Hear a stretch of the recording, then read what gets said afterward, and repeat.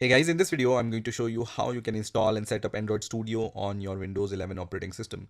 So let's get started and let's see how we can do it. So first of all, open your favorite browser and search for Android Studio download. And the first link which will appear here will be from developer.android.com/studio. So I'm going to click on this link. Straight away, you will see this button here which says download Android Studio. I'm going to click on this button and then you need to agree with these license terms and conditions. So check this checkbox if you agree and then click on this download button once again, which is going to start the download of this Android Studio exe file. So once this exe file is downloaded, I'm going to click on this exe file and let me minimize the browser here. And you can see the setup for Android Studio is starting now. And first of all, you will see this kind of warning which says, do you want to allow this app to make changes on your device? I'm going to click on yes here. And then you can see the Android Studio setup has been started.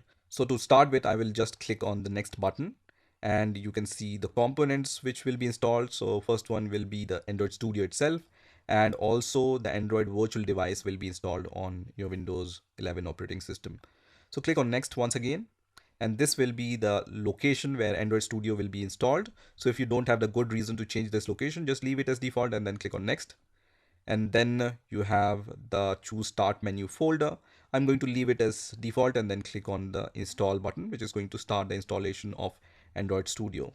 You can also click on this show details button, which will show you the progress of the installation. So at this point, I just need to wait for a few seconds until this progress bar reaches to the 100% mark. And after a few seconds, you will see this kind of message which says installation complete. Setup was completed successfully. So at this point, I'm going to click on the next button here. And then you will see the last setup window, which is completing Android Studio setup.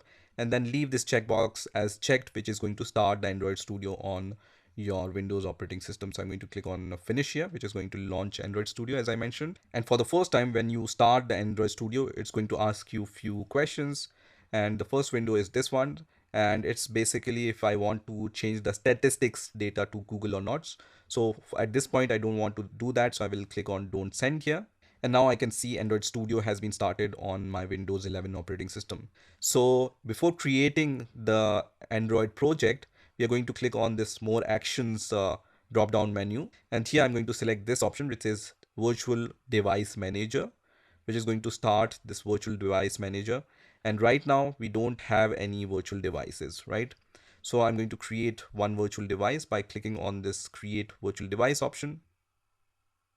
And from here I can select any device. So I'm going to select the category phone here, and then I'm going to select any Pixel version here. So let me select the Pixel Pro option here and then click on next.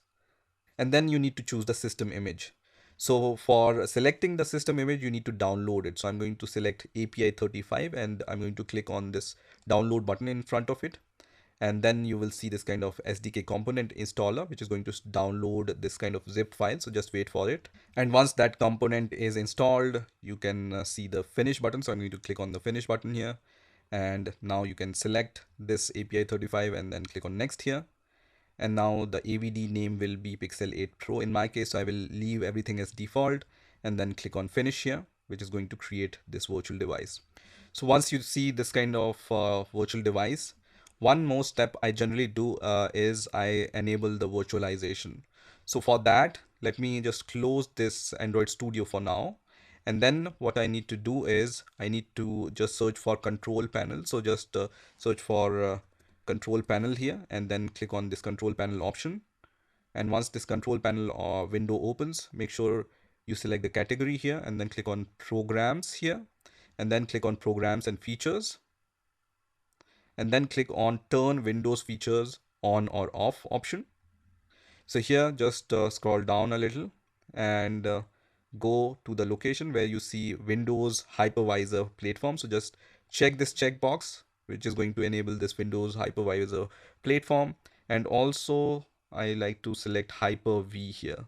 So just select Hyper-V and then click on OK, which is going to search for these required files.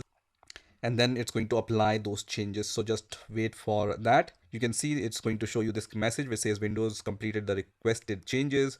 Windows need to reboot your PC. So at this point, I'm going to click on the restart now button, which is going to restart my Windows operating system. So let me do that. So once my Windows operating system restarts, I'm going to search for Android Studio and then I'm going to open the Android Studio once again. And once Android Studio starts, you can once again check whether your virtual device is running or not. So we have created this virtual device. Just run it and check whether it's working or not. So let me close this window for now and let's create a new Android Studio project. For this, just click on this new project option. So here I'm going to select phone and tablet, and then I'm going to select the basic view activity here and then click on next.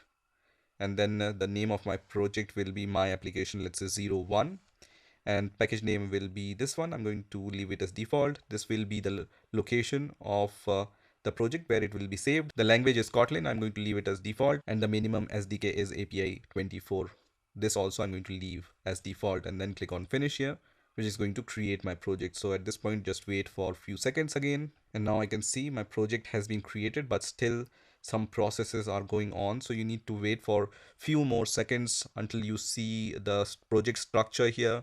And once your project is created, you will see the name of your project here at the top. And you can also see this assistant window here, which we can close. So this I can minimize. And right now I can see the Gradle project sync is in progress. So I'm going to just wait for a few more seconds. You can see the Gradle build process is also shown here. So just wait for this to finish. And once this is finished, you will see the run button on the top. In the meantime, you can also start your virtual device by clicking on this device manager option. So this icon is also available here. So just click on device manager and you will see the device which you have created in this list also. So just click on start, which is going to start your virtual device inside your IDE itself. So you have this device manager option, and you will also see the running devices option here. Under running devices, you will see the emulator which is running. So once you started your emulator, you can see the status starting up, and under running devices, you will also see your emulator, which is right now starting. So once your project is loaded, what you need to do is you need to click on this drop down menu, and here you will see your device. So we have created this Pixel 8 Pro, so I'm going to select that. So once your emulator is started, you can click on this run app button. So I'm going to click on this run app button, and it's going to build your app, and then it's going to sync your app with your emulator. And if you want to see the build process, then you can click on this build option and you will see what's happening inside our build process. And also you can see the folder structure for your app. So you can see the Kotlin plus Java code here, and you have this resources folder where you can see your layout. So if you want to see the activity main.xml file, just click on this and it's going to show you the design view of your app. So now I can see that this activity main.xml has been loaded and it's going to look like this. So let me just resize this, and you can see your activity design here, and you can drag and drop the components from your palette to your activities. So all the things you can do in the same Android Studio window. You don't need to leave this Android Studio to start the emulator or design your app. So this is how you can download and install Android Studio on your Windows 11 operating system. I hope you've enjoyed this video, and I will see you in the next video.